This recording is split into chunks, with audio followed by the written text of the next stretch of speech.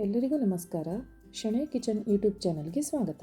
ಇಲ್ಲಿ 1 kg ಆಗುವಷ್ಟು ಬೂತಾಯಿ ಮೀನನ್ನು ಕ್ಲೀನ್ ಮಾಡಿ ತೊಳೆದು ತಂದಿದ್ದೇನೆ. ಮಸಾಲೆಗೆ 2 ಕಪ್ ಆಗುವಷ್ಟು ತೆಂಗಿನ ತುರಿ, 6 ಬ್ಯಾಡಗಿ ಮೆಣಸಿನಕಾಯಿ, 1 ಹಿಡಿ ಆಗುವಷ್ಟು ರಾಮನಾಡ್ ಮೆಣಸಿನಕಾಯಿ ಮತ್ತು 1 ನಿಂಬೆಹಣ್ಣಿನ ಸೈಜ್ ಆಗುವಷ್ಟು ಹುಳಿ. ಇದರೊಟ್ಟಿಗೆ 10 ರಿಂದ 12 ಕಮಟೆಕಾಯಿ, ಇದನ್ನು ಇಂಗ್ಲೀಷಲ್ಲಿ ಸಿಚೋನ್ ಪೆಪ್ಪರ್ ಅಂತ ಸಹ ಹೇಳ್ತಾರೆ. ಇದನ್ನು ಒಂದು 15 ನಿಮಿಷ ನೀರಲ್ಲಿ ನೆನೆಸಾಕಬೇಕು. ಅದು ನೆನೆಸಿಟ್ಟ ಕಮಟೆಕಾಯಿ ಉಂಟಲ್ಲ, ಅದನ್ನು ಹಾಕ್ತಾ ಇದ್ದೇನೆ. ಈಗ ನಂದು ಮಸಾಲೆ ಎಲ್ಲ ರುಬ್ಬಿ ಆಗಿದೆ. ಈಗ ಮಸಾಲೆ ತೆಗಿತಾ ಇದ್ದೇನೆ. ಈ ಮಸಾಲೆ ಎಲ್ಲ ತೆಗೆದ ನಂತರ ಗ್ರೈಂಡರಿಗೆ 1 ಕಪ್ ಆಗುವಷ್ಟು ನೀರು ಹಾಕಿ ಗ್ರೈಂಡರನ್ನು ಕ್ಲೀನ್ ಮಾಡಿ. ನೋಡಿ, ಈಗ ಮಸಾಲೆ ರೆಡಿಯಾಗಿದೆ. ಈಗ ಗ್ರೈಂಡರ್ ತೊಳೆದ ನೀರಿತ್ತಲ್ಲ, ಅದನ್ನೇ ಹಾಕಿ ಇದರ ಕನ್ಸಿಸ್ಟೆನ್ಸಿ ಅಡ್ಜಸ್ಟ್ ಮಾಡ್ತಿದ್ದೇನೆ. ನಿಮ್ಮ ರುಚಿಗೆ ತಕ್ಕಷ್ಟು ಉಪ್ಪು ಹಾಕಿ 1 ಕುದಿ ಬಂದ ನಂತರ ಮೀನನ್ನು ಹಾಕಬೇಕು.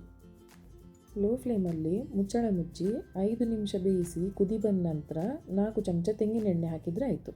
ಕೊಂಕಣಿ ಶೈಲಿಯ ಬೂತಾಯಿ ಗಸಿ ಅಥವಾ ಕೊಂಕಣಿಯಲ್ಲಿ ತೆಪ್ಪಳ್ಗಾನ್ನು ಪೆಡವೆ ಗಸಿ ಈಗ ರೆಡಿಯಾಗಿದೆ.